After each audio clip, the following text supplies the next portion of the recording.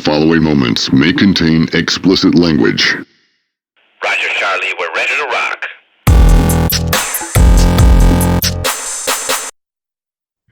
Welcome to the SNLF Dugout Diaries.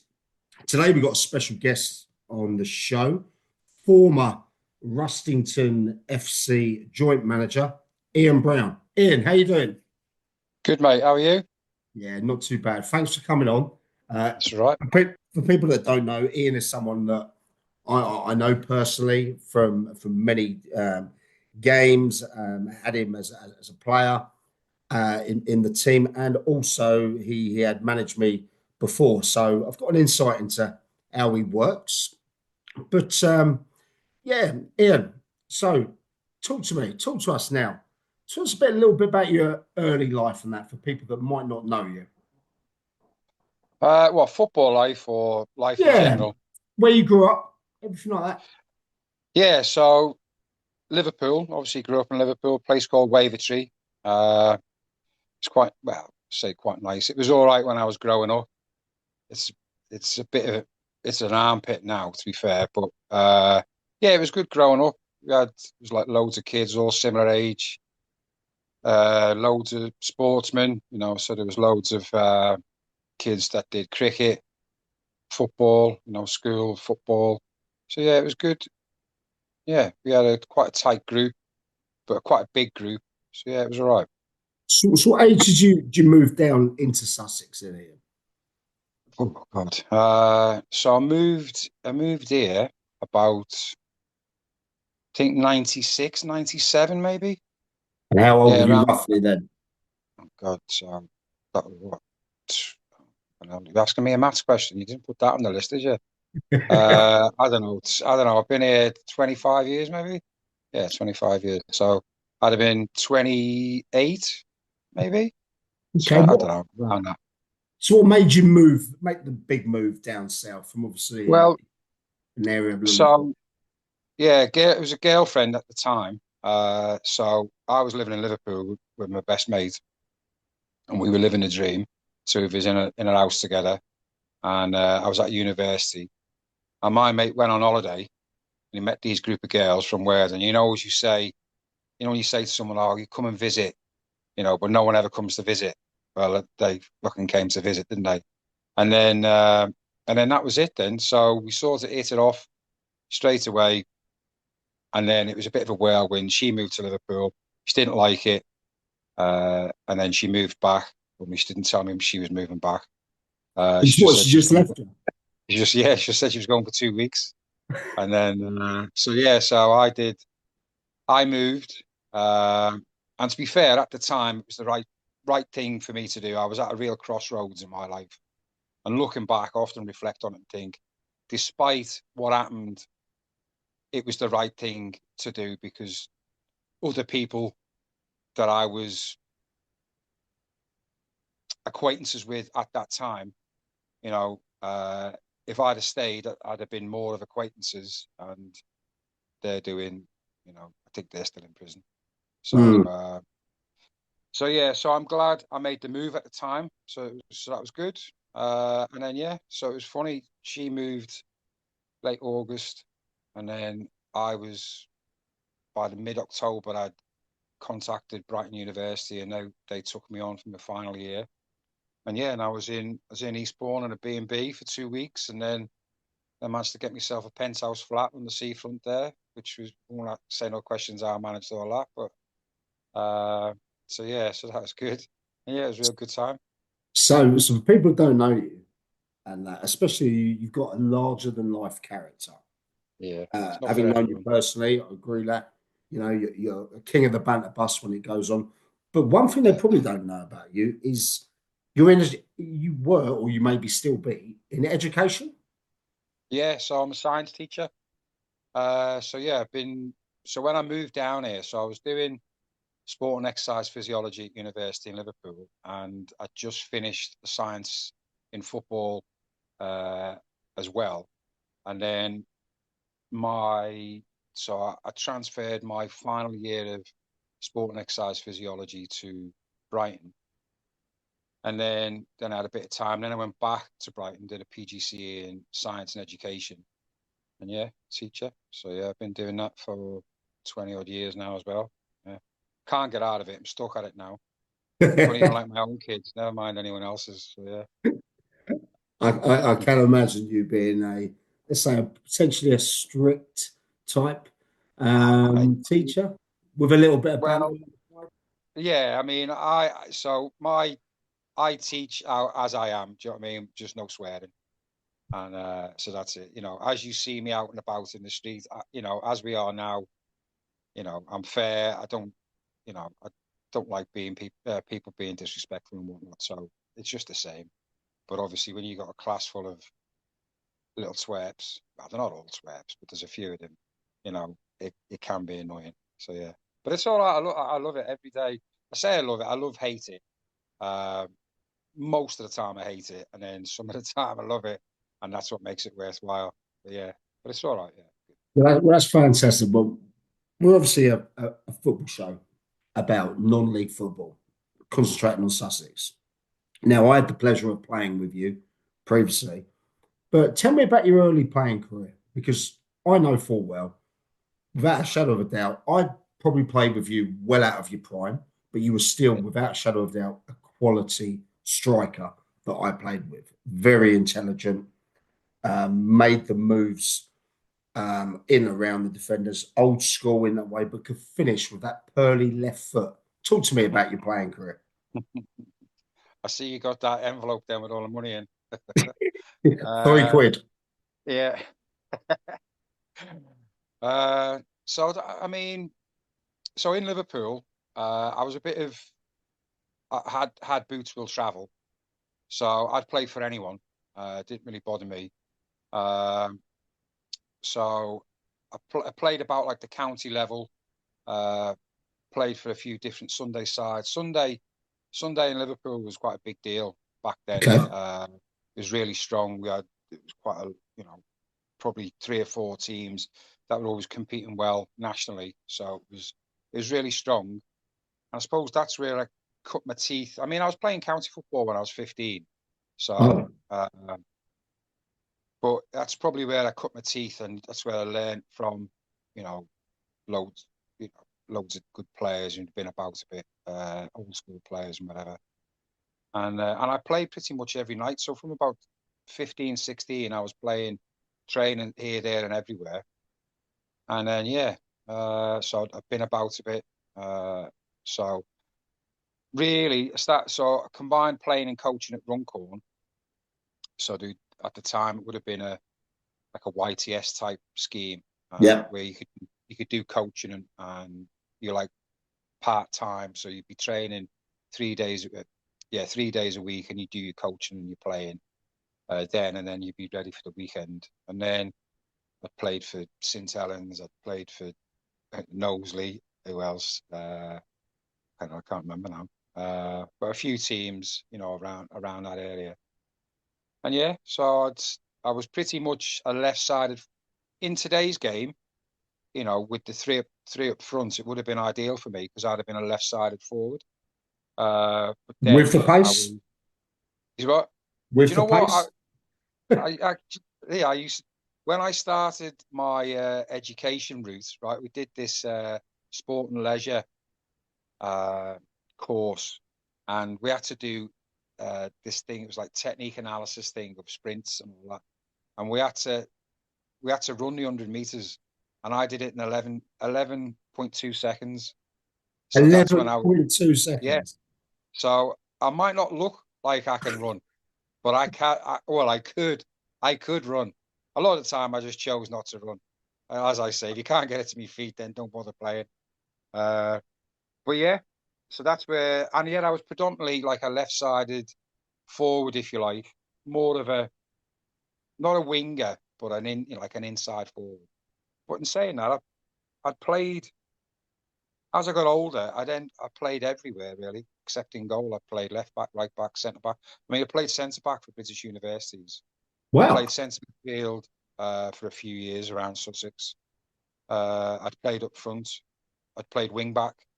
So yeah, I'd played anyway. I mean, I think because I was coaching at such a young age, like I was started coaching it.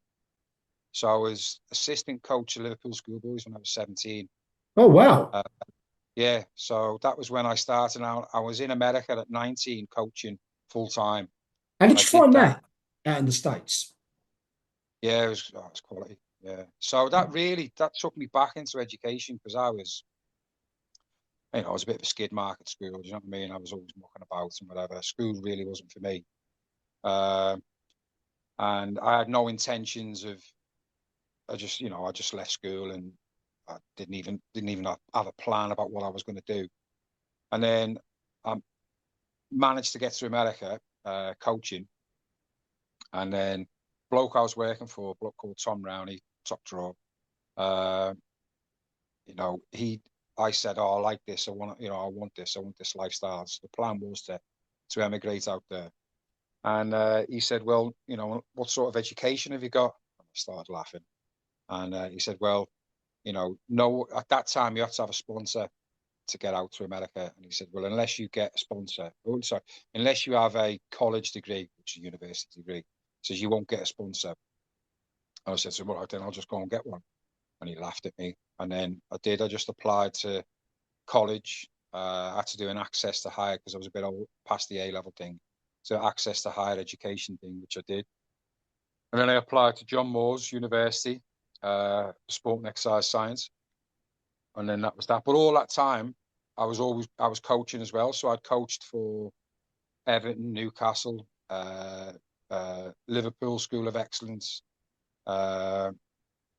So I worked with Mizuno as well on their like community outreach, but it was national. So we were going around, we were delivering coaching courses all around the country. Who else? And I worked for Alan Kennedy for a while. Yeah, Is he that? was a laugh. Barney, yeah. Yeah. So yeah. And then so I was just doing that. But all the time I was, playing and coaching. So I forgot where we went there, why we were getting there. But yeah, I think so. So for me, playing in loads of different positions, I'd seen a lot of games. You know what I mean? I was coaching in games. I was analysing games. I knew, blow me on trumpet, but I knew a lot about the game at a young age. So I was able to play in lots of different positions, and made it work type thing. So yeah. You worked obviously with, in effect, professional clubs in academies and things like that, and a Yeah, lot of schoolboy level. That's a pretty yeah, impressive CV. I knew you'd done some of that, especially I knew yeah, you'd done the Liverpool side, but I didn't yeah, realise that you'd worked with the other teams. yeah, Um, yeah, considering I know you, that is something you probably keep close to your chest. yeah. So you come I'm not down one for here. blowing. Yeah, but I'm not one for blowing my own trumpet. Do you know what I mean?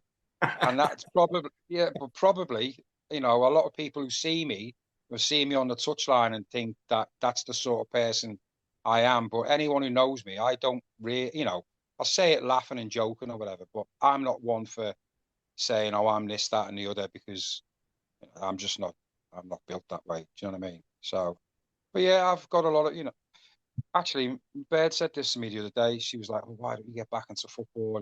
Blah, blah, blah." And she was like, "Don't you miss it?" I was like, "Well, I do. I miss the change room and I miss the crack and that. But I've been doing it since I was 17. Yeah. And then, like people who are just finishing their playing careers now, if you like, in their mid 30s, early 40s, and then they go on to managing. Well, I'd already had 20 years Wow. coaching and managing. Do you know what I mean? So when I was out in America, I did Olympic development. I had high school teams. I was working full time out there. So I've seen a lot. Do you know what I mean? So it's interestingly. So when I say to some people, I like to like micromanage games. It's not for Mhm. everyone, and I think that's what I'm good at because I've seen lots and lots of games. I see patterns in games. I see where things work, things don't work. And not don't always get it right, but you know, I've had quite a bit of success. I think we'll touch on that bit regarding the micromanagement when we start talking in a second about the clubs that you've worked with down in here in Sussex. Because I've got my own view on that because I worked with Yeah, you in those. Okay. So you come down here, You've been down here a while. You've coached in that. What's the first real team that you had down here involved in Sussex non-league football? What, playing or coaching? As in coaching. Let's move on to your coaching now. So yeah, so when I came down here, I was at university still, so I was at Brighton University. So I took on the Brighton men's team, and I think we got to the quarterfinals of the BUSA, which is So that's Brighton Uni, yeah? Yeah. I think it was either quarterfinals or semi-finals. So I did that. That was probably the first bit of coaching down here. And then from that, I think so. My mate Dom. Oh no. So then I went to Worthing United. So I was at Worthing United playing for a little bit. And then they had a change in management. Yeah, but let's talk about that. Let's talk about that role there, because the club I played for you for a bit under that time at Worthing United. Yeah. And as for people that don't know, I played centre half. Okay, a bang average player, but I struggled with having you as a coach manager, and you've already pitched on it, because I find it hard to follow those instructions during the game. You have it all prepared. As you say, you micromanage through the game. That I struggled with that. I was more the player that wanted to play the moment. It didn't fit into your system. People talk to me about yourself, and the one thing they say, and this is collective, and absolutely out of the top drawer coach, 100%, 100%.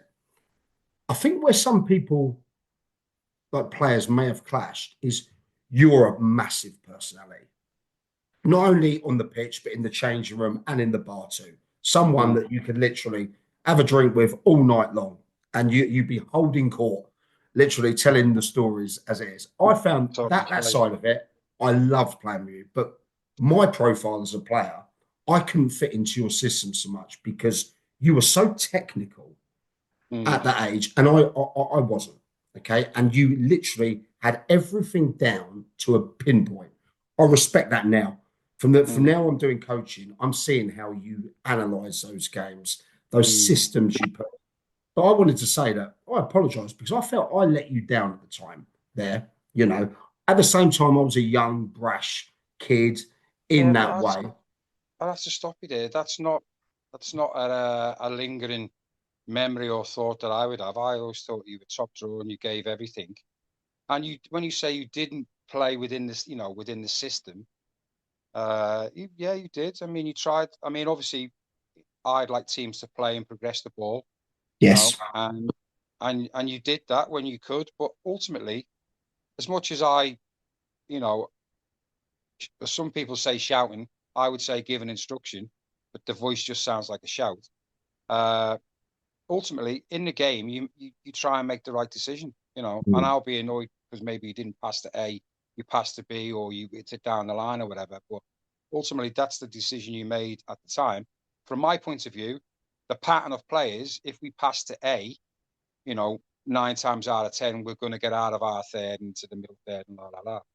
But yeah, I don't have a lingering memory of you being let down by you at all, really. Do you know what I mean? Well, that's good because at the same time, I loved playing with you. Okay, I remember you when you were playing at Worthing United, you were playing up front. I had a bit of a throw on me. Yeah, sure, go along.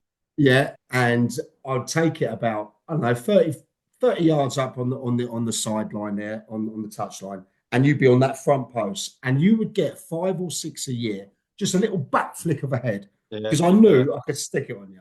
Yeah. Teams, but it wasn't just that one, because when we played teams didn't know that you could launch it. Yeah. So I deliberately come short and then spin behind.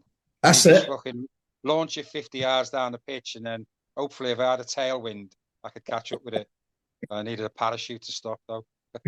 So you've gone from a player to the manager at Worthing United. Talk to me about that, because there is a funny picture of you at Worthing United. Yeah, And I yeah, think you know what I mean. I think yeah, yeah, yeah. you might have had a couple of send-ins off in the space of 2 or 3 games, and there's a Okay. picture at Worthing United of you. You're in the Yeah, back, in the fields, looking over, yeah, and yeah. that. So, talk to me about Worthing United. Well, so initially, so when they were having a change of manager, I gave the chairman or whoever, the committee, whatever, I gave them a presentation. I gave them like a folder with what I was going to do. Do you know what I mean? Love And I that. think at the time they were, because I was used, I was used to, operating that way. At the time, I think they were a bit, oh, hell, what's going on here? I think they were a bit taken back because they only really saw me, as a player or whatever, or, a lad about or whatever. And yeah, and they gave me the job, and I had quite a few good connections. So I managed to get in quite a few good players, yourself included. And yeah, we had a really good first year in Div 2. We had some good players who played some good football. It was, we had a good bunch of Okay. young lads. Yeah, and it was really, really good. And we had a good bunch of old heads as well. So yeah, and then we got promoted. And then that second year was really about consolidation. But Mm. in the area we were in, so there was, we had quite a few competing teams, and they were all, I'm going to get to money. They were all paying a bit of money, and obviously Yeah. where the United don't pay any money, which is fair enough. And I think I was hoping that the club would just chip in a little bit, and they couldn't, and that's fair enough. And that would have got us further up the league. But that season was all about consolidation, really. Uh, but we did have a good side. We did have a good side, and we should have finished higher up the league.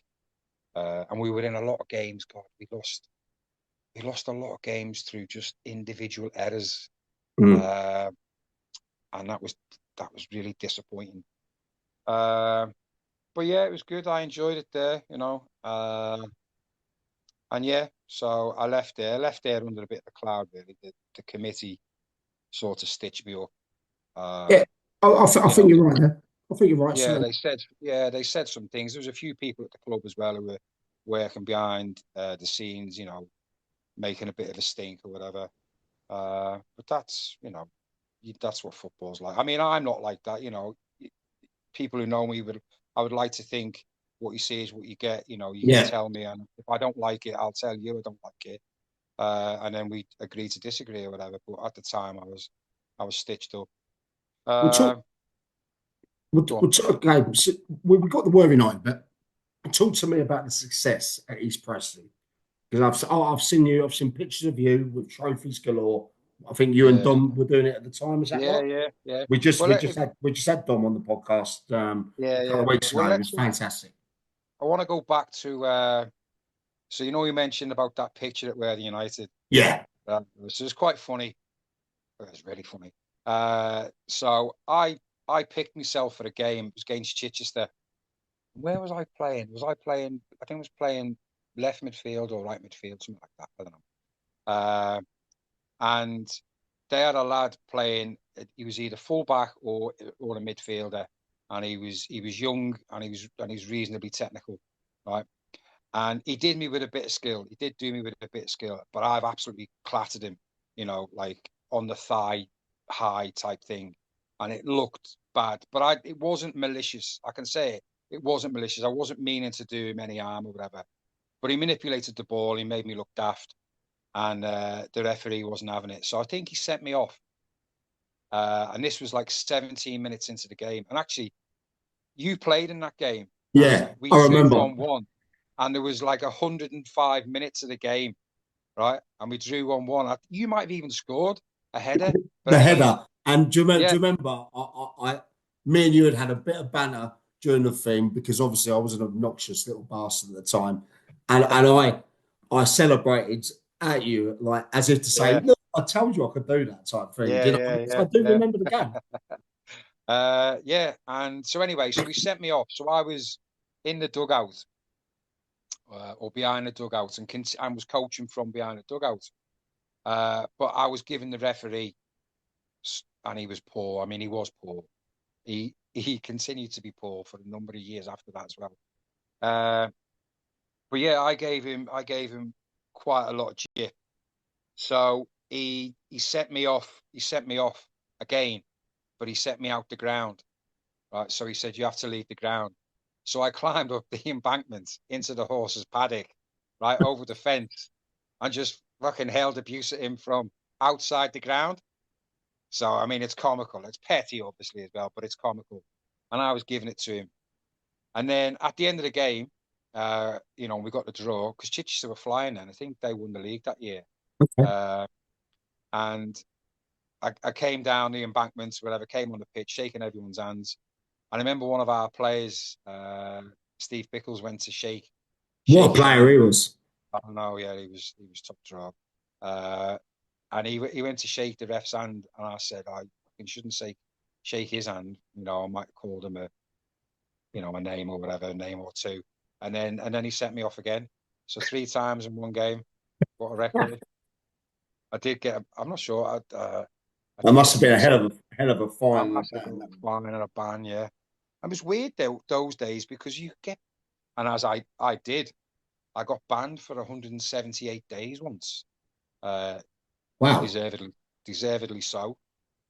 Yeah, that was when I was at Clinton with Dom. But yeah, I had quite a few. I had a few big bans, like hundreds of days. I had a few personal hearings as well, where I ended up getting cleared and I had no bans and no fine. I had a few of them as well, so that was quite good. So yeah, I think in the end it was a draw between me and the county FA. So yeah. I love that. Anyway, yeah. Talk to me about East Preston. Yeah, no. Well, I left Worthing United. I think I went and played for Little Hampton or maybe Ringmer. I don't know. I played again for a bit. Or Whitehawk maybe one of them anyway. And then my mate Dom. So he left Worthing United and he got a job, manager's job at Climping. And I was like, well, look, you know, do you want me to help? And I think begrudgingly, because I'd put it on his toes, he went, yeah, he didn't want to say no. And that's where we started off. And then at Climping, we were really successful at Climping. Yeah. So we got out of Climp. I think we were in Division 1 of the West Prem. The West Sussex League. Then we were in the Prem. Then we were in to Div 2. And then we were in, yeah, and then I think we left then we moved to East Preston. But we were successful, you know, we managed to get really good players in, and Dom was really good at that. He was really good at getting players in. And you know, we managed to get them playing in the right way. And me and Dom said over the years, you know, we've been quite fortunate. We've had good players. No, don't get me wrong, we've had good players. And a lot of people think, oh, a lot of those players played for big money and that. None of those players, when I was with him, played for big money. Honestly, they could have got loads of money elsewhere. You're talking players like Joe Shelley, good players like that. Yeah. But, you know, there was other players. There's loads I could mention. But we had a good group. We had a good environment for people to want to play in. You know, the banter was always good. The lads were all similar age. I mean, I was a bit older. And it was good, you know, it was good. And then, so we had, I think we won the cup, we won the league a few times with Climping. And then this East Preston opportunity came around. And it was a bit of a no-brainer.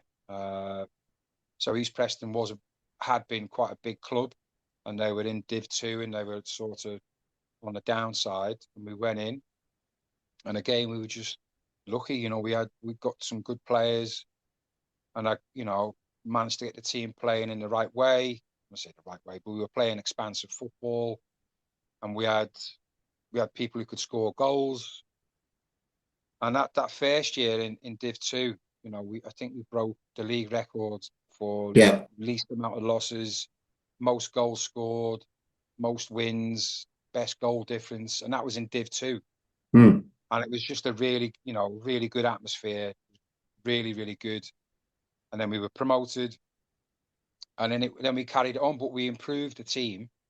The next years, and we had better players coming in, but we had the same environment. It was the same vibe, and we managed to get the team playing in the right way. And I remember Mark Pullen, right?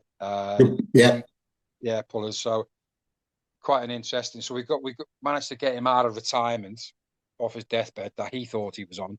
He was like, "I'll never be able to play," but obviously he did play, and he was magnificent. But I remember pre-season, and he said to us, "You're never going to win football with this lot playing the way you want to play." Because that pre-season we got dicked a few times, but we were playing out from the back.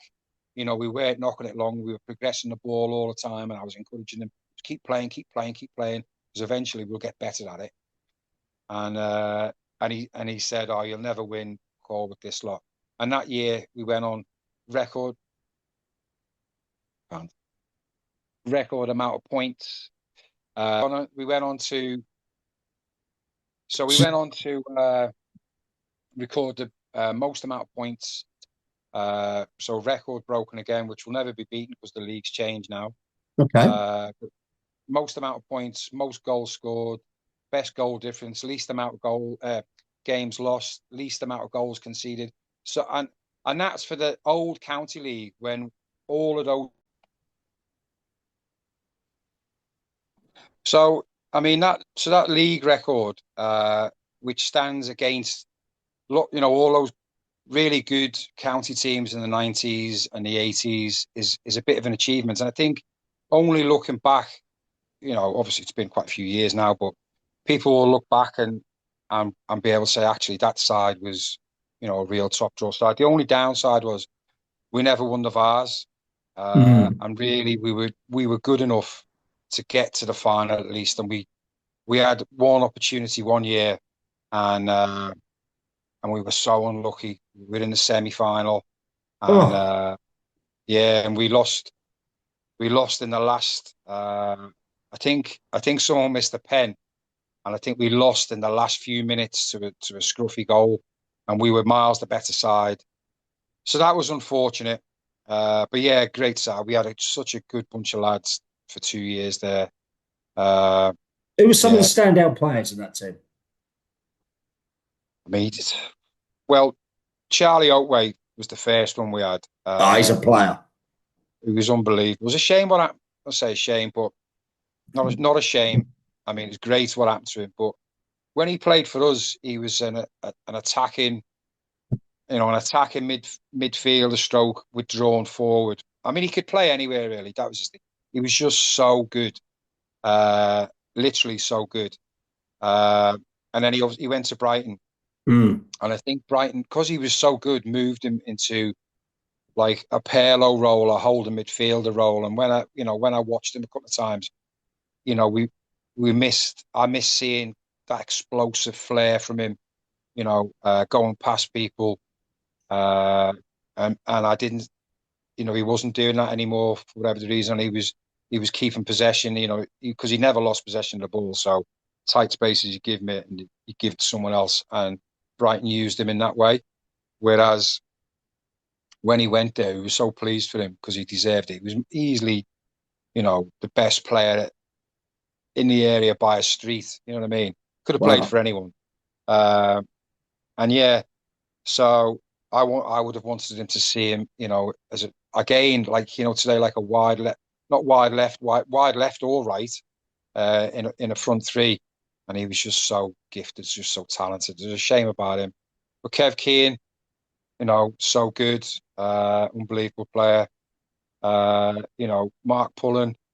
We had, who was the goalkeeper? We had a couple of good goalkeepers.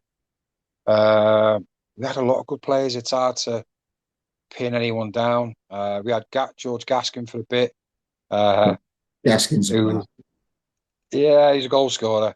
Yeah. I think at the time when he played for us, I think he would reflect on maybe how I felt he was at the time. But yeah, he's good, and he's a good lad. But yeah, Lee Garnham played for us in that year, 1 year. Biff Shelley, obviously. But Lee Garnham, he scored about scored about 35 goals that year, Lee Garnham. Yeah.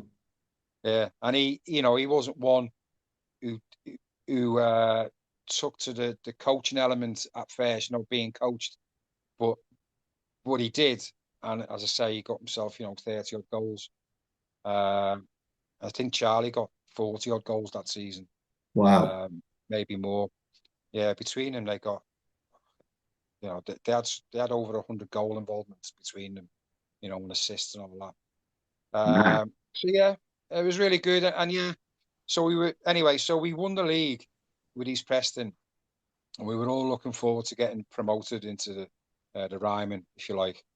And Dom was working ever so hard to make it happen with the club, and he got shafted by the club.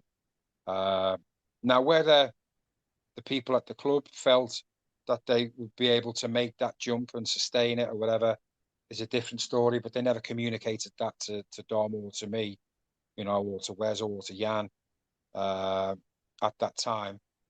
So, and I know Dom worked ever so hard, so he, putting lots of things in place for the ground grading.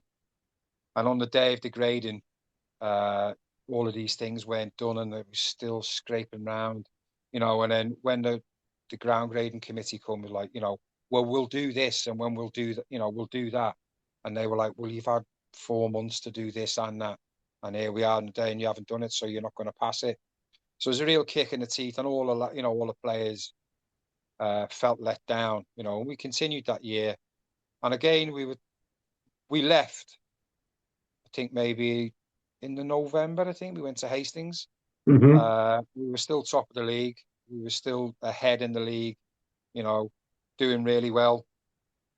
And yeah, so we went to Hastings, and that was good. A lot of it was really good. Good bunch of lads down there. Again, they took to the coaching element. We were a bit unfortunate with at that time players being injured and whatever, and money. We had players who played for the previous manager on big money, and then that money was being we couldn't transfer that money to anyone else or whatever.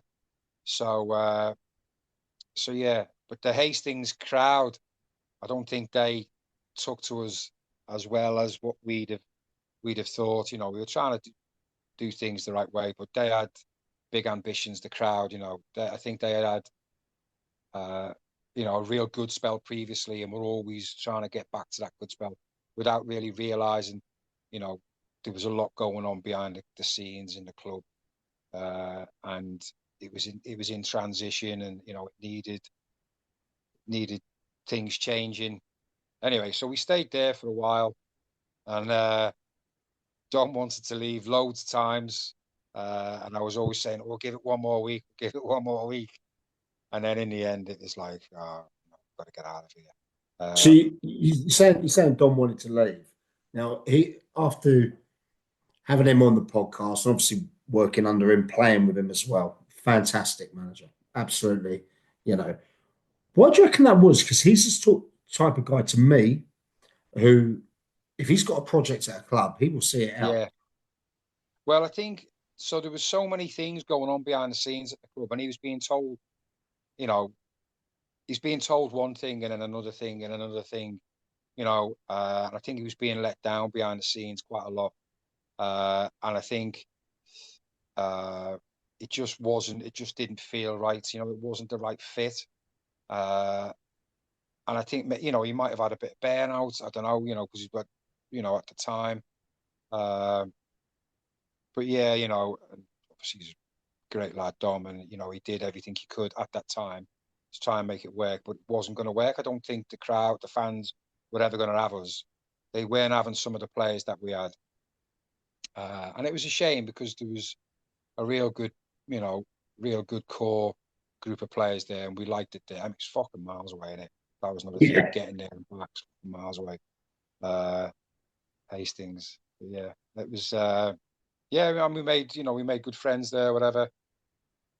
And then in the end, it was like we just can't go on. So So we you left. moved. So you moved on to So, there to yeah, where? to Horsham, yeah. Yeah, and that was good. That was really good. They were in again, they were in a position where obviously they'd had, quite a lot of success a few years ago and had fallen down the league or whatever, the leagues, and wanted to change and get further up the league. And Dom obviously put the project to them, what he thought we could do. And to be fair, he's done it. You know what I mean? He has done it. Yeah. So we went there, and we were really lucky. We had some good players come on board. Who'd you have? I can't remember, but so even when we were at East Preston, so I forget, we had Mike Hockett there. He was the one who missed the pen, I think, in that I Valencia like game. I like Mike. Yeah, he's a good egg. Yeah, he's the angriest man alive, isn't he? You know what I mean? I don't know what he's to be angry about, but anyway, he always comes across like He's a that. coach. He's a coach, a junior coach now, actually. Is it? Yeah. Well, we used to call him Pepper Army because he's like the Pepper Army. I think it's half because he looked like him as well. But anyway, so yeah, so we went to Horsham again. We had the same group together. Mark Nee signed. Mention me. Terry Dodd came in. He was quality and then got injured, which is a shame because he's fucking good lad. Yeah. Who else He did had we have? he had that iconic goal celebration, didn't he? Where he the beer one. Yeah. Gaskin came, and then Gaskin actually he played one game. He played for Littlehampton. Scored. I'm not sure if he scored 2 hat-tricks in one day, but I know he scored for Littlehampton in the morning. Played for us as a bank holiday, I think. So he played 11 o'clock, and then come and played for us later on and come off the bench and scored. So yeah. But yeah, anyway, so we're in the county league again. We picked them up at the end of the Ryman season. So with about 4 or 5 games to go, maybe a bit more. And there was a chance we could stay up. We just couldn't get players in. No one was willing to sign or whatever. But it was good because we got to see a few new grounds, a few new things. There was no expectations. We went in there and we had a good look at what it was going to be like. And then so we got relegated. And then that year again, we went on with Horsham and had another amazing year. It was a tight year.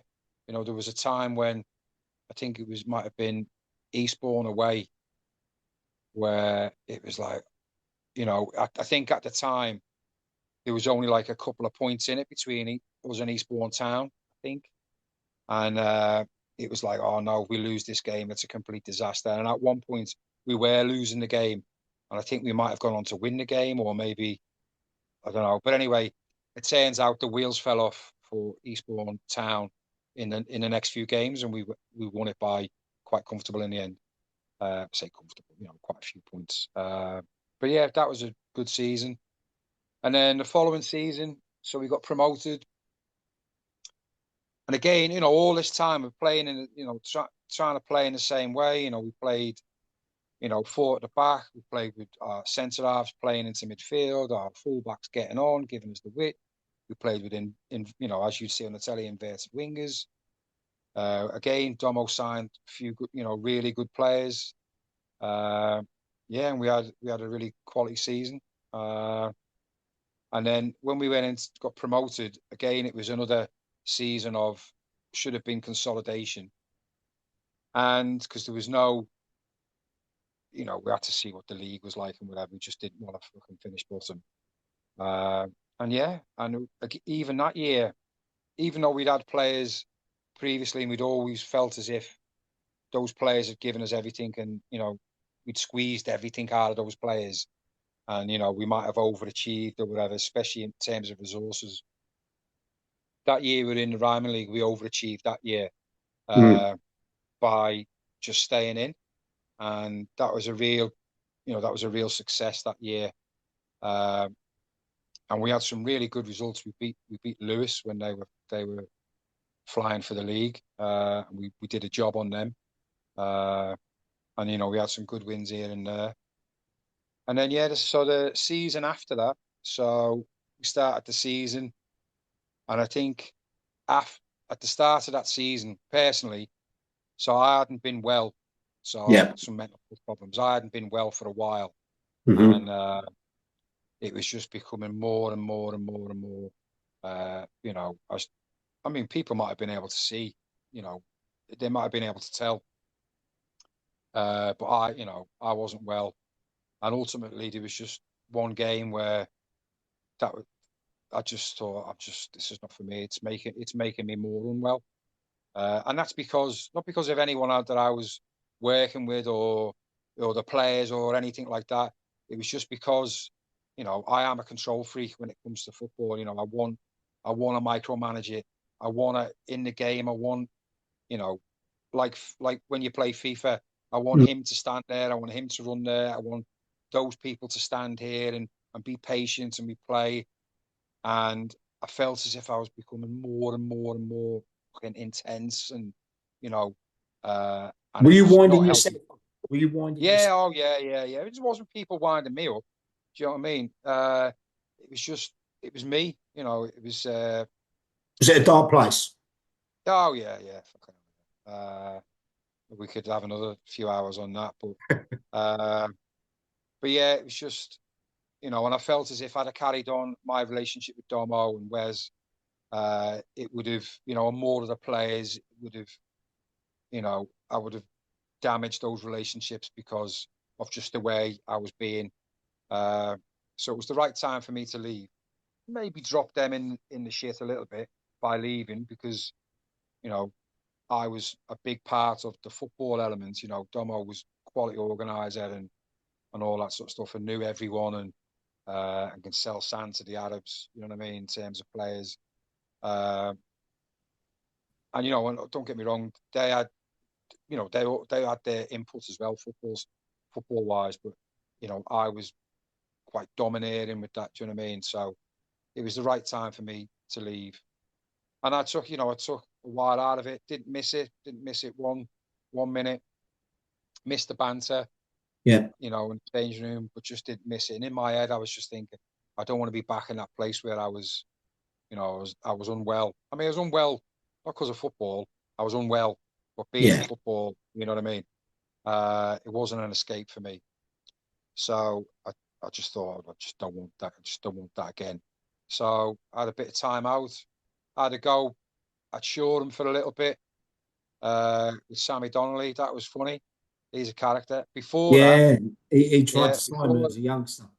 yeah, before that, I never really. I always thought I had a different opinion of him Mm.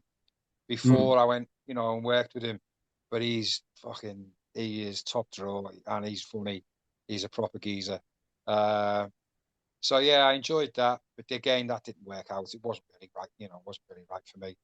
Uh, and I think sometimes, you know, expectations that I try and put on people and the players in terms of standards and playing in a certain way, you know, it's not for everyone. Not That everyone wears it quite well.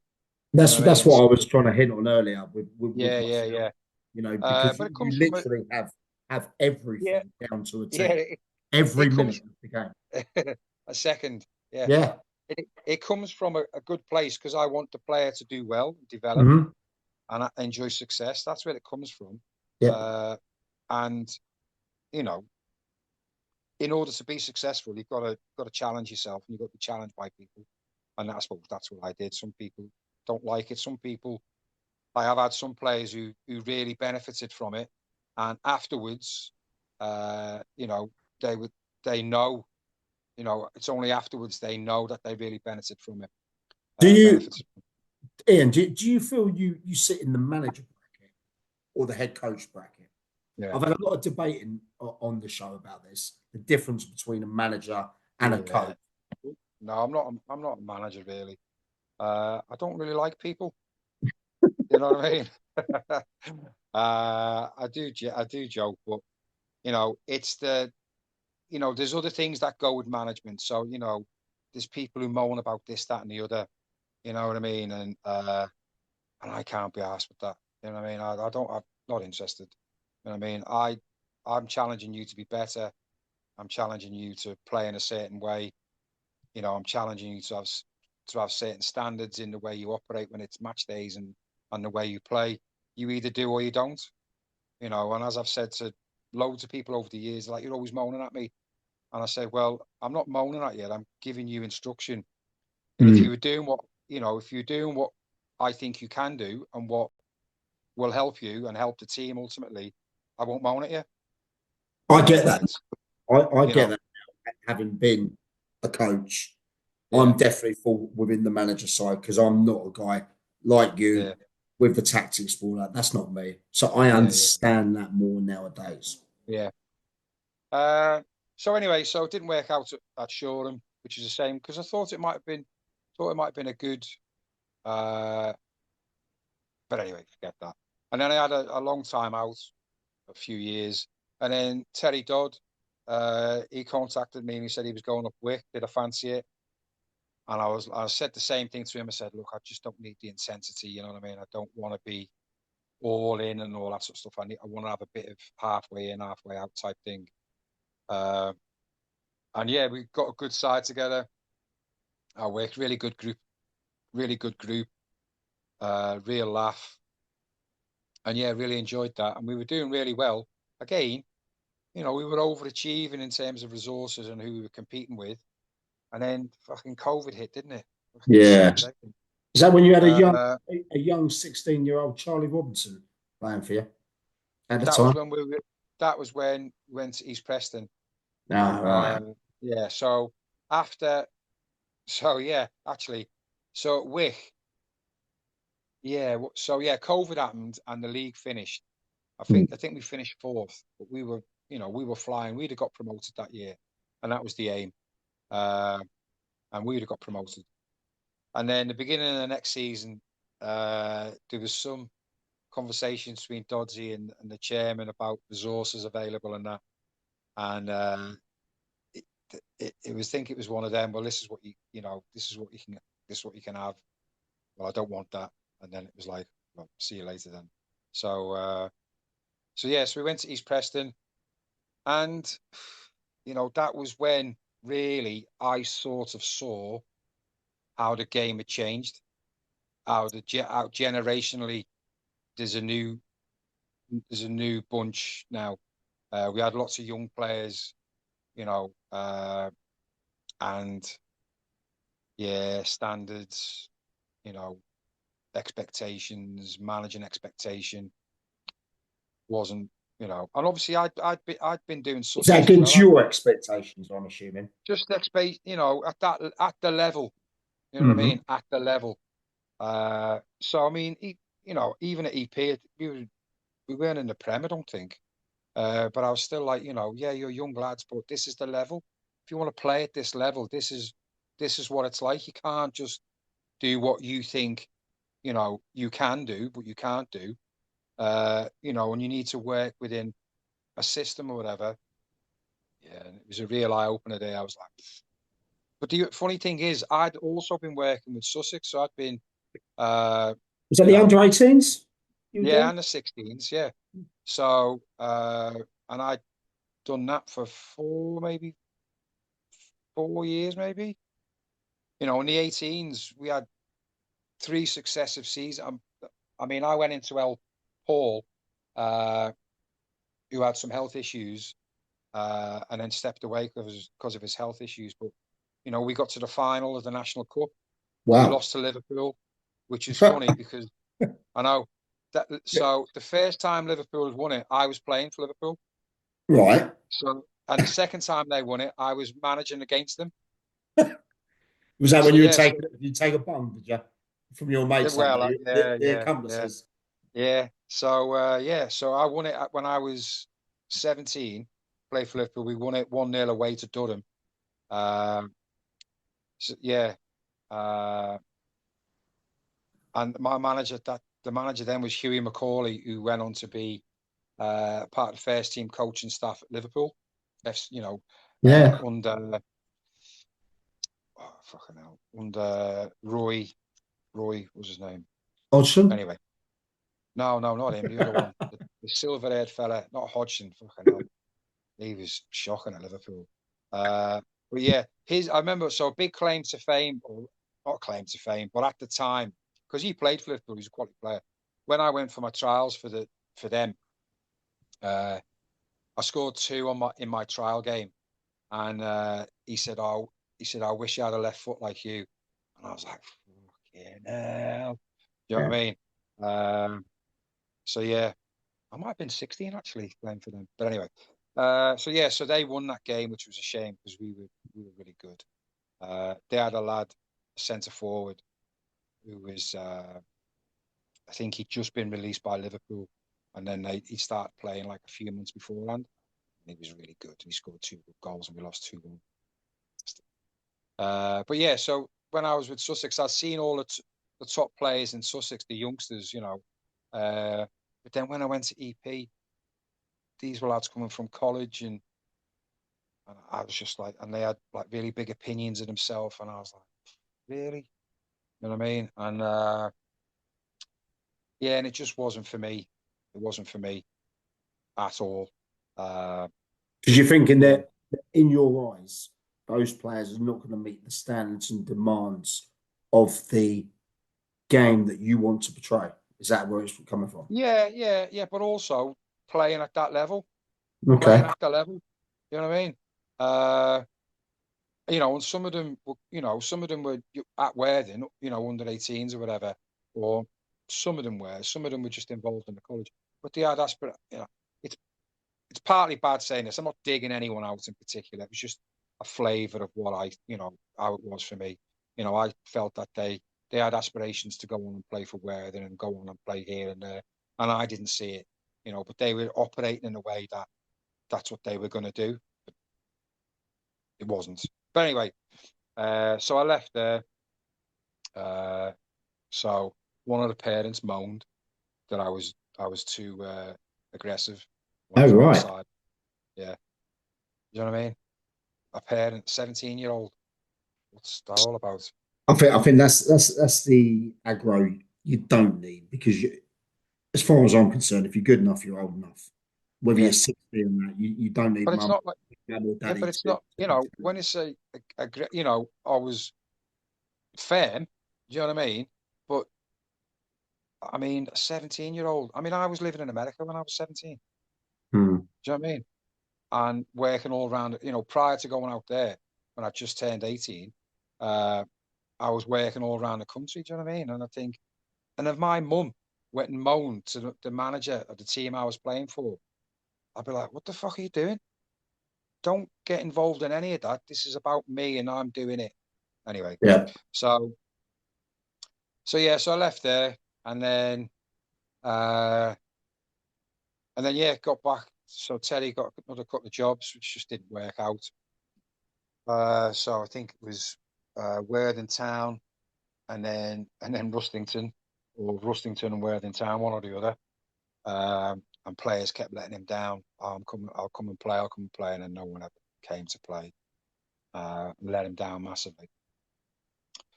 And then so in the summer, I got asked to go to Rustington, uh, and I was a bit. I don't know whether I can be And that was bothered. that was summer just gone.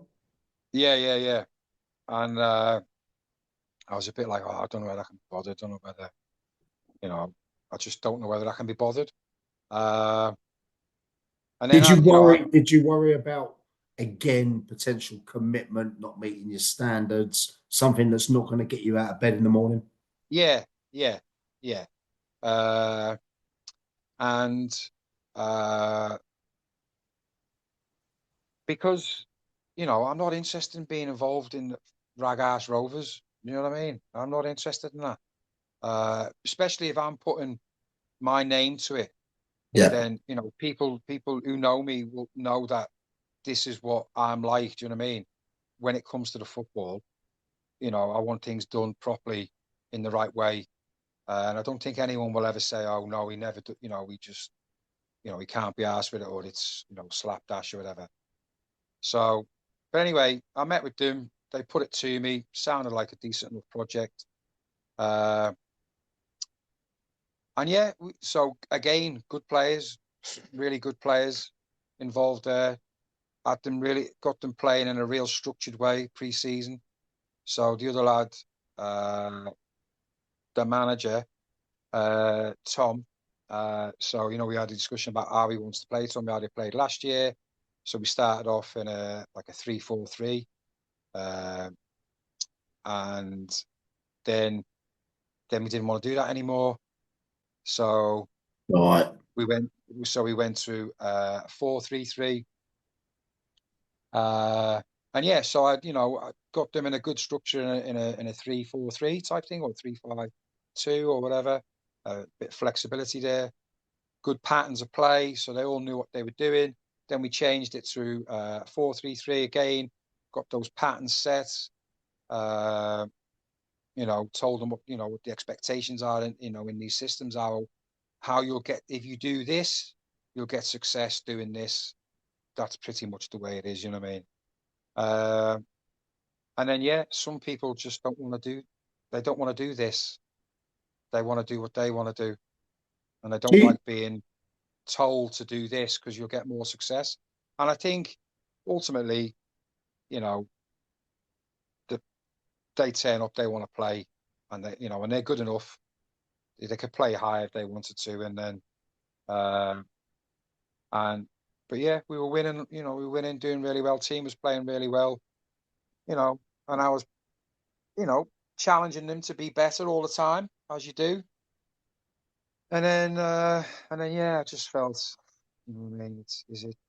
Do you reckon you made a mistake by taking that project on, knowing of what you demanded of yourself, and then what you would demand of those players that are in Div 2?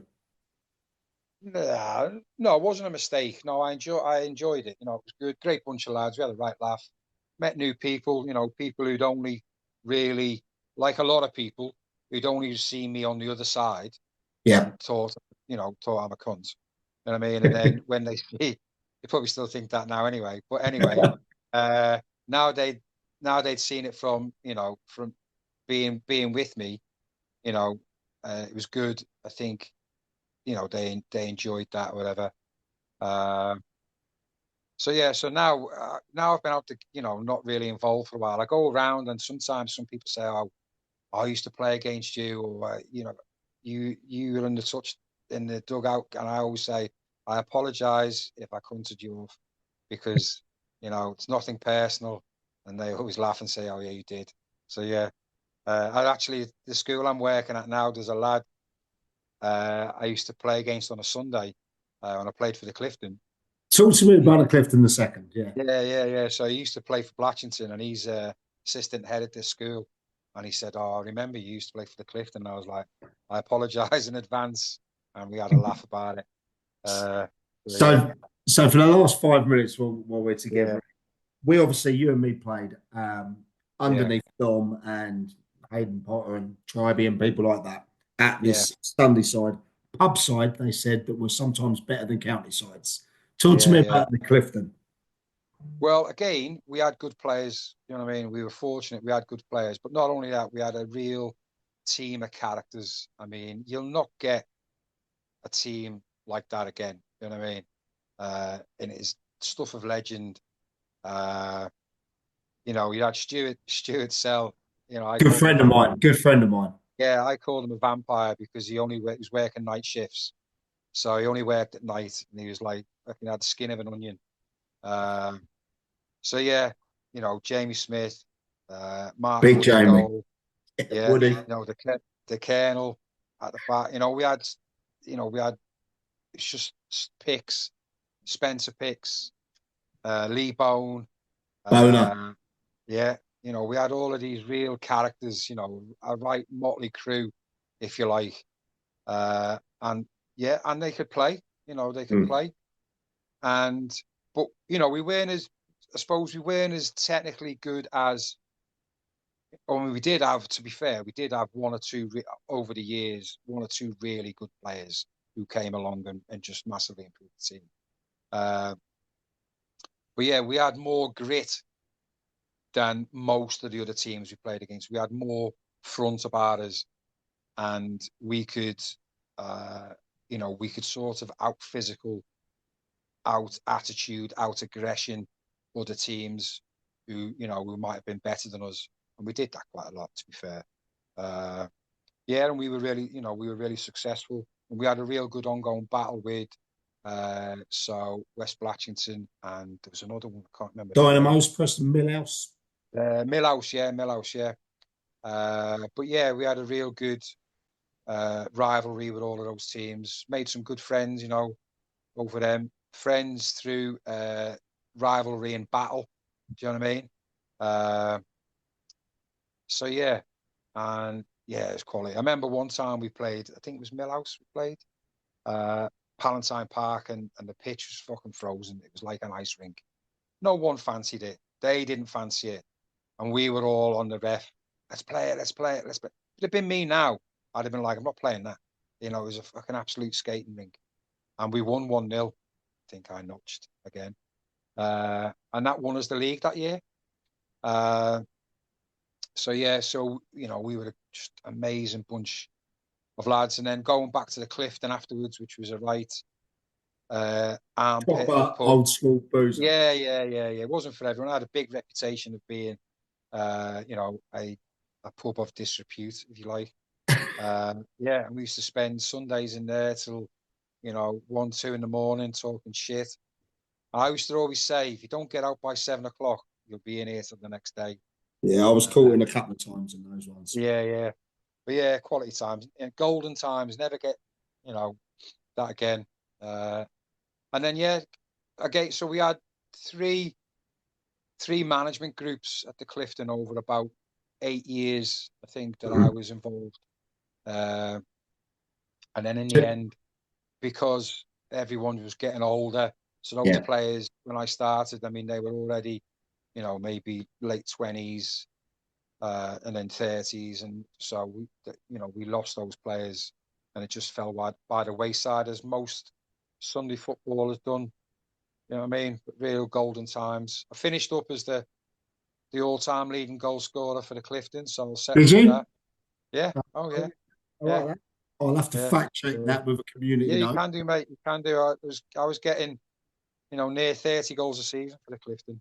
That was true. I can vouch for that. So yeah. But you were happy.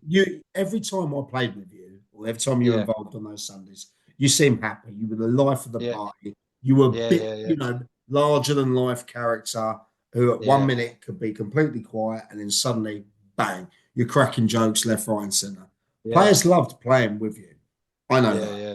That's a fact. So so for the last minute or so, Ian, what's the future hold for you? I've got no real plans, mate, to be involved in football. You know what I mean? I'll take it as it comes. If someone asks me about something, I'll consider it. But I've got I haven't got a burning desire to think, I want to get back involved. I mean, I've been doing it for so long. Yeah. You know what I mean? Been doing is it time to just take a step back, go and catch a few games?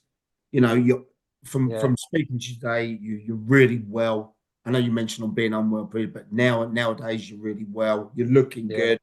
You're on form with your thing. Is it time to maybe think, if the right thing comes up, I'll have a look, but I'm not going out there hunting it. Oh no, I'm not. No, I mean, if someone thinks that I could help them get success, then that would be something that I would consider, because obviously I want people to do well, and personally, I like putting my name to successful projects with it. But Mike, honestly, over the years, I know it sounds, I feel bad actually saying this, but I've had a lot of success in football. You have, I've won a lot of trophies, and I don't just mean down here. I mean, when I was in America, when I was at Liverpool, when I was in Liverpool, so that even that time when, I said I was the assistant at Liverpool schoolboys, 16s, we won the National Cup that year. You know what I mean? So, and I was a year, maybe 2 years older than those lads. And some of those lads went on to play for Liverpool, interestingly. But anyway, so yeah, I've had lots of success, low, and more than enough memories, quality memories for one lifetime of football. You know, Well, I'm so really, really pleased, Ian, that you come on today.